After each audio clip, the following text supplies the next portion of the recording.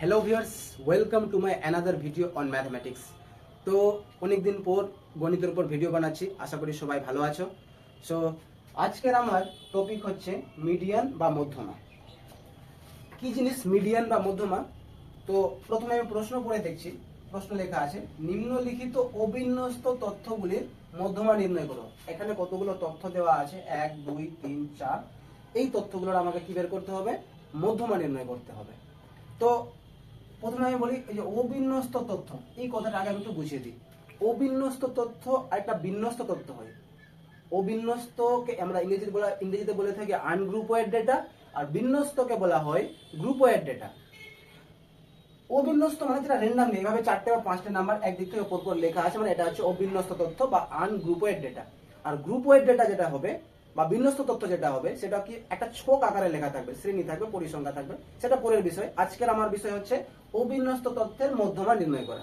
তো অবিন্যস্ত তথ্যের মধ্যমা আমরা খুব সহজে কেমন করে নির্ণয় করব, সেটা আমি এই কতগুলো প্রবলেম সলিউশনের মাধ্যমে শিখিয়ে দেব। মিডিয়ান বা মধ্যমা মানে হচ্ছে মোস্ট মিডল ভ্যালু, অর্থাৎ যে টার্মটা বা যে পদটা একবারে ঠিক মধ্যে আছে বা মিডলে আছে। প্রথম অঙ্ক কেমন করে করব? এখানে 1 2 3 4 5 5টে ভ্যালু দেওয়া আছে।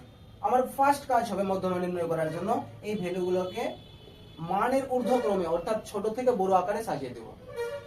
তো সব থেকে ছোট এখানে কে আছে? 3, তারপরে কে হবে? 5, তারপরে হবে 12, তারপরে 14 এবং শেষে হবে কি 17। মানগুলোকে ছোট থেকে বড় আকারে সাজিয়ে দাম। সাজানোর পর এখানে কতগুলো তথ্য সেটা আমি দেখব। কতগুলো দেওয়া আছে? 1 2 3 4 5। যদি বিজোড় সংখ্যক মান দেওয়া থাকে বা বিজোড় সংখ্যক ভ্যালু দেওয়া থাকে, তাহলে মিডিলে অর্থাৎ ঠিক মাঝে একজনই থাকবে এবং ওই সেই একজনই হবে, সেই মাঝের ভ্যালুটাই হয়ে যাবে কি এই তথ্যের মধ্যে। এরপরে চলে আসে 2 নম্বরে। এখানেও কতগুলো তথ্য দেওয়া আছে।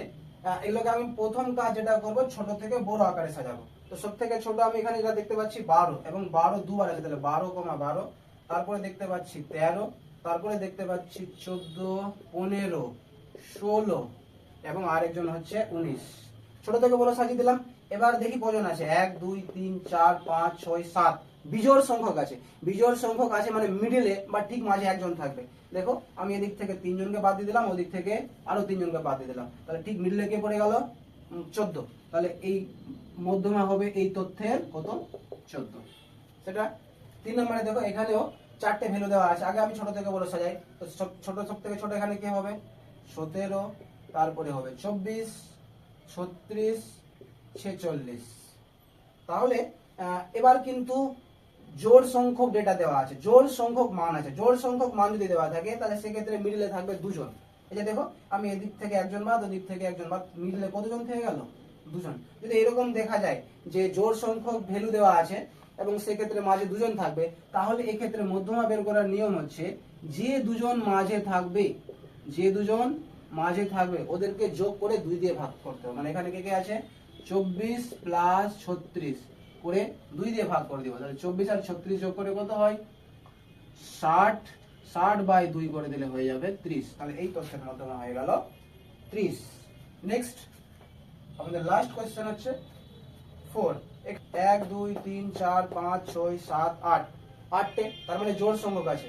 এবং তার সাথে সাথে আমি এটাকে ছোট থেকে বড় আকারে সাজাতে চাইছি, কিন্তু প্রশ্নটা যদি আমি ভালো করে লক্ষ্য করি, এখানে কিন্তু ছোট থেকে বড় আকারে সাজানো আছে। দেখো 12 14 17 18 20 23 24 25, এখানে ছোট থেকে বড় আকারে সাজানোই আছে। সুতরাং আমাকে আলাদা করে সাজানোর কোনো দরকার নেই।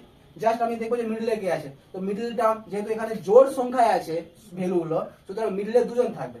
আমি ওদিক থেকে 3 জনকে বাদ দিয়ে দিলাম, আর এদিক থেকে 3 জনকে বাদ দেওয়ার পর মিডলে কে থেকে গেল? তাহলে 18 এবং 20। তাহলে এই তথ্যের মধ্যমা হবে, এই তথ্যের মধ্যমা হবে 18 আর 20 যোগ করে 2 দিয়ে ভাগ। তাহলে 18 আর 20 মিলে কত হয়ে যায়? 38। আর 38 কে 2 দিয়ে ভাগ করলে হয়ে যাবে 19।